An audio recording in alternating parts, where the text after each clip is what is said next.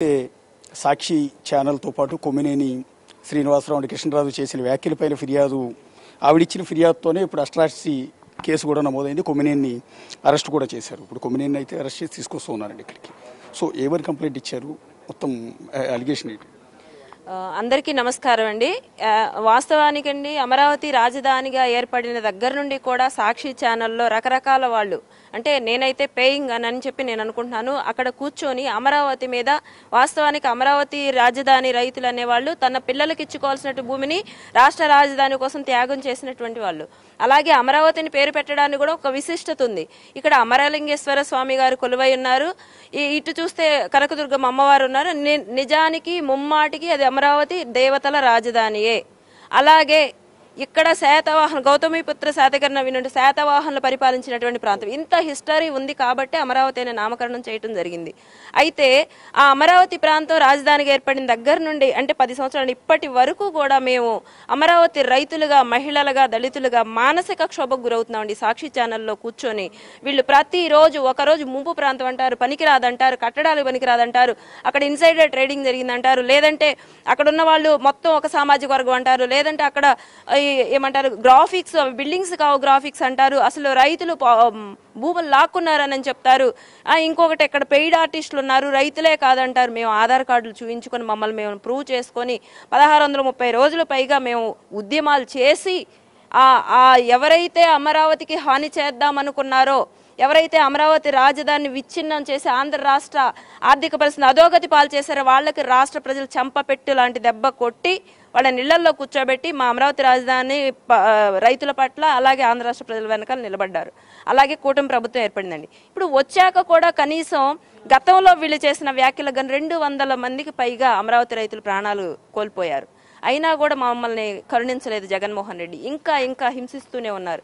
ఇప్పుడు కూటమి ప్రభుత్వం వచ్చిందండి, కనీసం ఊపిరి పీల్చుకుందాం, అమరావతి అభివృద్ధి వైపు పరుగులు పెడుతుంది అని చెప్పి సంతోషపడే లోపే మళ్ళా అదే సాక్షి ఛానల్లో డిబేట్లలో కూర్చున్న వాళ్ళు, ఒక అతనేమో జర్నలిస్ట్, ఇంకొక అతనే అనలిస్ట్ అని చెప్పి ముసుగు వేసుకున్నారు.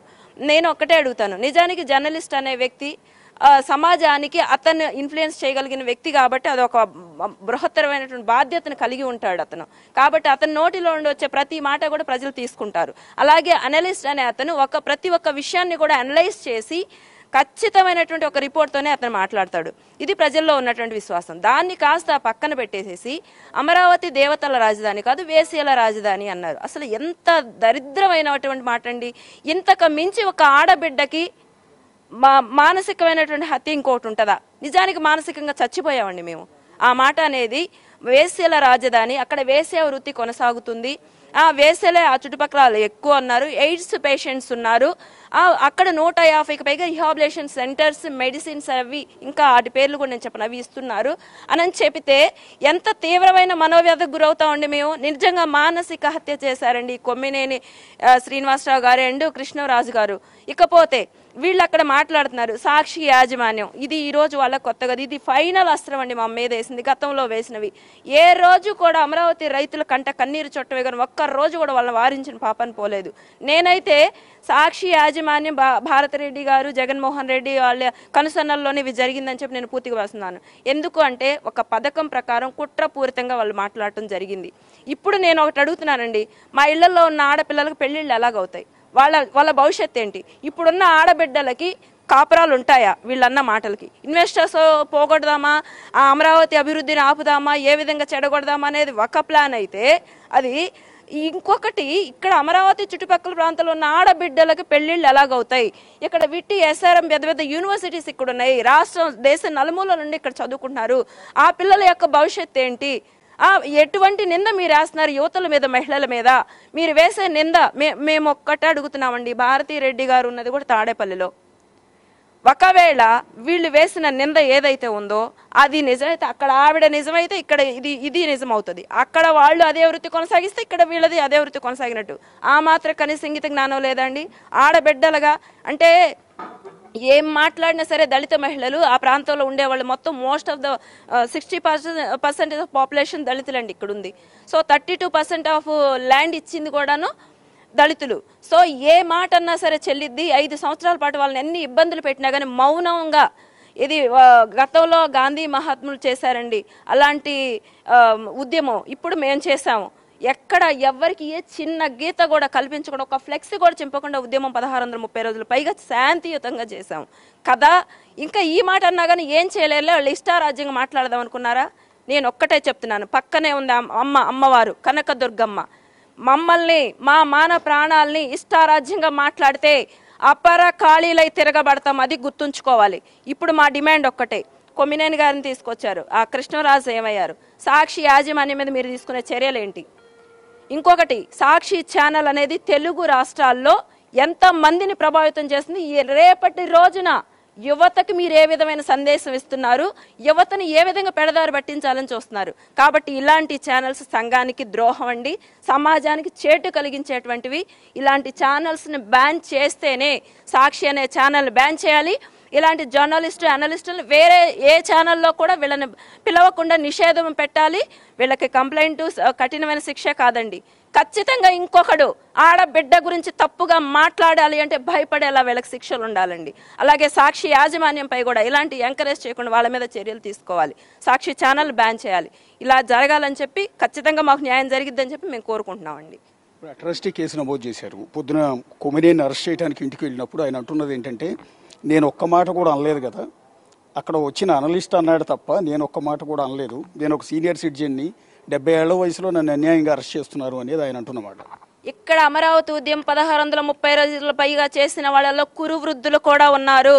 ఆ రోజు వాళ్ళ ఒంటి మీద ఉన్న చీరలు లాగి లాఠీలతో కొట్టి స్టేషన్లో పడేశారు. విసిరేస్తే, లారీలలో విసిరేస్తే వాళ్ళ నడువులు ఇరిగినాయి, కాళ్ళు ఇరిగినాయి, ఎవరు పట్టించుకోలేదు. వీళ్ళ మానసిక క్షోభ తట్టుకోలేక, వీళ్ళు పెట్టే మానసిక టార్చర్ తట్టుకోలేక ప్రాణాలు వదిలారు 80 సంవత్సరాల వాళ్ళు కూడా. ఆ రోజు మీకు వయసు కనపడలేదా? మా మహిళలు, మా వృద్ధులు, మా మా మా యువతులు, మా పడతలు వీళ్ళు ప్రాణాలు పోతుంటే మీకు ఆ రోజు కనిపించలేదా వయసు? ఆ రోజు కనిపించలేదా న్యాయం, ధర్మం, చట్టం? ఆ రోజు మరి మా మీద వృద్ధ మహిళలు ఉన్నారనుకోండి, ఇష్టారాజ్యంగా కుక్కలతో పోల్చి పెయిడ్ ఆర్టిస్టులని, బ్రోతల్స్ అని, కోకాపేట ఆంటీస్ అని చెప్పి మా మీద పోస్టులు పెట్టారే. ఆ రోజు కనిపించలేదా మీకు న్యాయం? ఒక మగాడిగా నువ్వు నాకు ఇన్ని సంవత్సరాల సీనియర్ సిటిజన్ అని చెబుతున్నావు, మరి అంత వయసు వచ్చినాడు పక్కన కూర్చొని అతను మాట్లాడుతుంటే తప్పు, ఆడబిడ్డలను అలా మాట్లాడకూడదు అని మీరెందుకు ఖండించలేదు? ఖండించకపోగా అవును అది కరెక్టే, కానీ పాపం మిమ్మల్ని కూడా ఏమైనా లాగుతారేమో అని చెప్పి ఎంకరేజ్ చేశావు.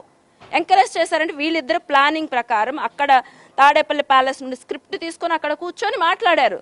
కాబట్టి మేము మానసిక హత్యకు ప్రతిరోజు గురి కాలేవండి. ప్రభుత్వం దీనిపై కఠినమైన చర్యలు వీళ్ళ మీద తీసుకోవాలి. వృద్ధులా ఏంటనేది ఆ రోజు వీళ్ళు ఆలోచించారా? మరి మా వాళ్ళు ప్రాణాలు 200 మంది పోయారు, 200 మంది పైగా ప్రాణాలు కోల్పోయారు. మీరు, మీ నాయకులు, మీ పార్టీ నేతలు చేసినటువంటి వ్యాఖ్యల వల్ల గుండెలు తట్టుకోలేక ఆ రోజు ఏమైపోయింది? వృద్ధులు, ఆడవాళ్లే చనిపోయారు, చిన్న పిల్లలు బాధపడ్డారు, యువతులు బాధపడ్డారు, మహిళలు బాధపడ్డారు, చీరలు లాగారు. ఇంతకు మించి మాకు పెద్ద దీనికంటే మాకు చావు బెటర్ అండి. ఈ మాటలు అనిపించుకున్న తర్వాత ఇది మాకు ఆత్మహత్యాస్పదం. ఇంతకు మించిన పెద్ద వర్డ్ నేను ఇంకా వాడలేను. సాక్షి యాజమాన్యం మేము ఖండించాము ఆ కామెంట్స్ని, దానికి మాకేం సంబంధం ఉంటుంది? అతను ఎవరో బయటి వ్యక్తి వచ్చి జర్నలిస్ట్గా, అనలిస్ట్గా కూర్చుని చేసిన కామెంట్స్కి సాక్షికి ఎలా ఆపాదిస్తారు, వైఎస్ఆర్ కాంగ్రెస్ పార్టీకి, భారతీరెడ్డికి, జగన్కి ఎట్లా ఆపాదిస్తారు అనేది వాళ్ళు నిన్నటి నుంచి కూడా చేస్తున్న ఆరోపణ. వాళ్ళకి ఎందుకు ఆపాదిస్తారు? సాక్షి యాజమాన్యం వాళ్లే కదా. ఈ వ్యాఖ్యలనే ఈ రోజు ఫైనల్ అస్త్రం. ఇది ఆత్మహత్యాస్పదం. దానికంటే ముందు 10 సంవత్సరాలు జరుగుతుంటే మీరు చేసింది ఏంటి? ఆ మాత్రం బాధ్యత గల వాళ్ళు అమరావతిలో మహిళలను తన్ని లాగి ఈడ్చి రక్తాలోడుతుంటే ఆ రోజు ఏమైంది మీ బాధ్యత? ఆ రోజు అమరావతి మహిళగా కనిపించలేదా? దళిత మహిళగా కనిపించలేదా? దళిత మహిళని నన్ను తాళ్లతో పట్టుకొని ఒక గేదెల్ని, యానిమల్స్ లాగినట్టు లాక్కొని ఈడ్చుకొని వెళ్ళారే, కింద పడేసి ఈడ్చుకుంటూ రోడ్ల మీద తీసుకెళ్లారే, రక్తాలు ఓడించారే. ఆ రోజు కనపడలేదా మీకు? ఆ రోజు మీరు ఎందుకు మాట్లాడలేదు? ఈ రోజు ఎందుకు మాట్లాడుతున్నారు? మాకు బాధ్యత లేదు, మాకు సంబంధం లేదు. ఆ రోజు మీకు బాధ్యత ఉందా? మీ ఛానల్లో ప్రసారం అవ్వచ్చా? మీరు ఇష్టం వచ్చినట్టు ఎంకరేజ్ చేయొచ్చా? అప్పటి నుండి ఇది ఒక్కరోజు సమస్య కాదండి, గత 10 సంవత్సరాలుగా జరుగుతున్నటువంటి సమస్య ఇది. దీనికి ఎప్పటికైనా సరే దీనికి ఫుల్ స్టాప్ పెట్టాల్సిందే. మొక్కని పైన చెట్లు కట్ చేయటం కాదండి, కొమ్మలు కట్ చేయటం కాదు, కూకటి వేళ్లతో సహా తీసివేయాలి.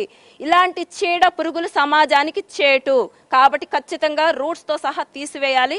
దానికి మేము ఎంత దాకైనా వెళ్ళడానికి మేము సిద్ధంగా ఉన్నాం. ప్రస్తుతం అయితే కంబంపాటి శిరీష ఆవిడిచ్చిన ఫిర్యాదుతోనే కొమ్మినేని, అండ్ కృష్ణరాజు పైన SC/ST అట్రాసిటీ కేసు ఫైల్ అయింది. ప్రస్తుతం అదే కేసుకు సంబంధించి కొమ్మినేని విజయవాడకు తీసుకొస్తున్న నేపథ్యంలో కంప్లైంటీ అయిన కంబంపాటి శిరీష ప్రస్తుతం స్టేట్మెంట్ ఇవ్వడానికి DSP ఆఫీస్కి కూడా వచ్చారు. సో ఈవిడ స్టేట్మెంట్ని ఆధారంగా సో కొమ్మినేని కృష్ణరాజు తర్వాత ఇంకెన్ని అరెస్టులు జరుగుతాయనేది చూడాల్సి ఉంటుంది. ఒక సీరియస్గా జరుగుతుంది రాష్ట్రం అంతా కూడా. తెలుగుదేశం పార్టీ అని కాదు, బేసిక్గా మహిళలంతా కూడా ఈ అంశాన్ని చాలా చాలా సీరియస్గా తీసుకున్నారు. పర్టికులర్గా మహిళల్ని వేశ్యల కింద చిత్రీకరించడం అన్ని జీర్ణించుకోలేకపోతూ ఉన్నారు.